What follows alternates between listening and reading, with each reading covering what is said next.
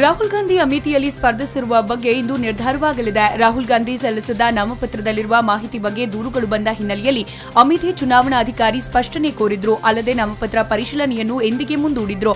ಹೀಗಾಗಿ ಇವತ್ತು ನಾಮಪತ್ರ ಪರಿಶೀಲನೆ ನಡೆಯಲಿದ್ದು ಅದು ಸಿಂಧುವೋ ಅಸಿಂಧುವೋ ಅನ್ನೋದನ್ನ ಅಮೇಥಿ ಚುನಾವಣಾಧಿಕಾರಿ ಇಂದು ನಿರ್ಧರಿಸಲಿದ್ದಾರೆ.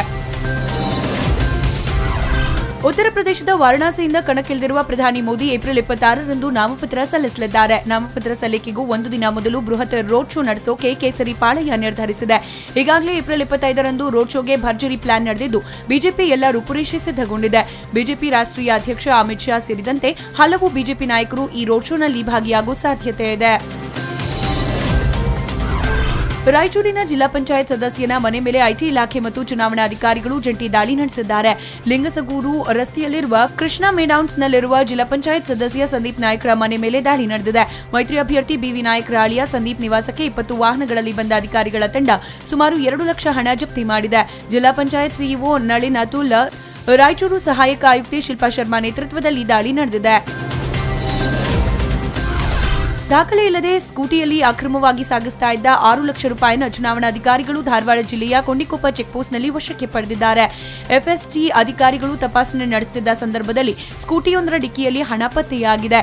ಕೊಂಡಿಕೊಪ್ಪ ಪ್ರದೇಶ ನವಲಗುಂದ ವಿಧಾನಸಭಾ ಕ್ಷೇತ್ರ ವ್ಯಾಪ್ತಿಗೆ ಬರುತ್ತದೆ.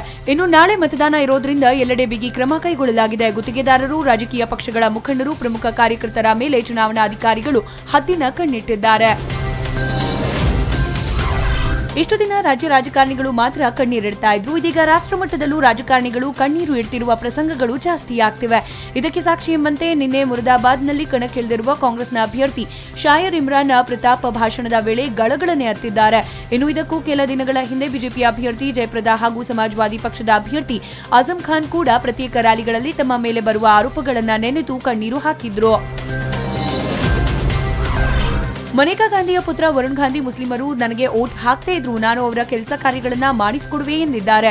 ತಮ್ಮ ಕ್ಷೇತ್ರ ಫಿಲಿಬಿತ್ನಲ್ಲಿ ಮಾತನಾಡಿದ ಅವರು, ಮುಸ್ಲಿಮರು ತಮಗೆ ವೋಟ್ ಹಾಕಿದ್ರೆ ಸಂತೋಷ, ಎಲ್ದಿದ್ರೂ ನಾನವರ ಬೇಡಿಕೆಗಳನ್ನ ಈಡೇರಿಸುತ್ತೇನೆ ಎಂದಿದ್ದಾರೆ. ಈ ಹಿಂದೆ ಮನೇಕಾ ಗಾಂಧಿ ನನಗೆ ವೋಟ್ ಹಾಕೋದು ಬಿಡೋದು ಮುಸ್ಲಿಮರಿಗೆ ಸೇರಿದ್ದು, ಒಂದು ವೇಳೆ ವೋಟ್ ಹಾಕ್ತಾ ಇದ್ರೆ ನಿಮ್ಮ ಕೆಲಸಗಳನ್ನ ಮಾಡಿಕೊಡುವಾಗ ಯೋಚನೆ ಮಾಡಬೇಕಾಗುತ್ತೆ ಎಂದಿದ್ರು. ಶ್ರೀಲಂಕಾದ ರಾಜಧಾನಿ ಕೊಲಂಬೋದಲ್ಲಿ ನಡೆದ ಬಾಂಬ್ ಸ್ಫೋಟದಲ್ಲಿ ಬೆಂಗಳೂರು ನಿವಾಸಿಯೊಬ್ಬರು ಮಿಸ್ಸಿಂಗ್ ಆಗಿರುವ ಬಗ್ಗೆ ಮಾಹಿತಿ ಲಭ್ಯವಾಗಿತ್ತು. ಈ ಬಗ್ಗೆ ವಿದೇಶಾಂಗ ಸಚಿವೆ ಸುಷ್ಮಾ ಸ್ವರಾಜ್ಗೆ ಬೆಂಗಳೂರಿನ ರಜತ್ ಅನ್ನುವರು ಟ್ವಿಟರ್ನಲ್ಲಿ ಮಾಹಿತಿ ನೀಡಿದ್ದು, ನನ್ನ ಅಂಕಲ್ ಕಾಚನಹಳ್ಳಿ ನಿವಾಸಿ ಗೋವಿಂದಪ್ಪ ಹನುಮಂತರಾಯಪ್ಪ ಕಾಣೆಯಾಗಿದ್ದಾರೆ, ಪ್ಲೀಸ್ ಹೆಲ್ಪ್ ಮಾಡಿ ಅಂತ ಕೇಳಿಕೊಂಡಿದ್ರು. ಅವರು ಶಾಂಗ್ರಿಲಾ ಹೋಟೆಲ್ನ 618, 619 ಕೊಠಡಿಯಲ್ಲಿ ಉಳಿದುಕೊಂಡಿದ್ರು. ಹಾಗೆಯೇ ಏರ್ವೇಸ್ UL 172 ಫ್ಲೈಟ್ನಲ್ಲಿ ಪ್ರಯಾಣಿಸಿದ್ರು ಅಂತ ಮಾಹಿತಿ ನೀಡಿದ್ದಾರೆ.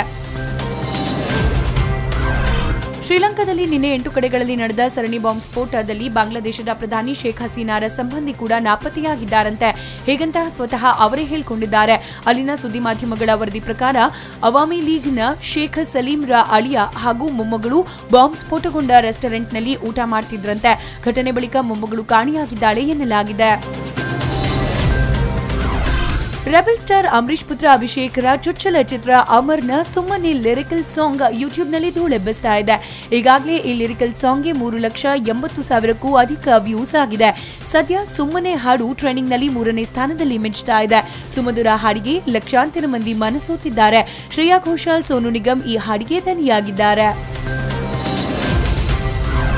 ಚಿನ್ನಾರಿ ಮುತ್ತ ವಿಜಯ ರಾಘವೇಂದ್ರರ ಮಾಲ್ಗುಡಿ ಡೇಸ್ ಧಾರಾವಾಹಿ ಸಾಕಷ್ಟು ಸದ್ದು ಮಾಡಿತು. ವಿಶೇಷ ಅಂದ್ರೆ ಇದೇ ಹೆಸರಿನಲ್ಲಿ ಇದೀಗ ಚಿತ್ರ ಮೂಡಿ ಬರ್ತಾ ಇದ್ದು ನಾಯಕ ನಟರಾಗಿ ವಿಜಯ ರಾಘವೇಂದ್ರ ಕಾಣಿಸಿಕೊಂಡಿದ್ದಾರೆ.